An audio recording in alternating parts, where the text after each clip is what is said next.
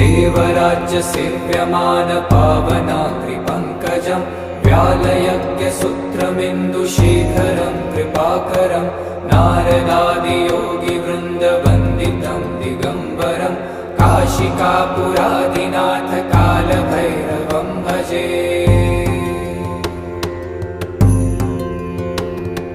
भानुकोटिभास्वरं भवाब्दितारकं परं नीलकण्ठमीप्सितार्थदायकं त्रिलोचनं कालकालमम्बुजाक्षमक्षशूलमक्षरं काशिकापुरादिनाथ कालभैरवं भजे।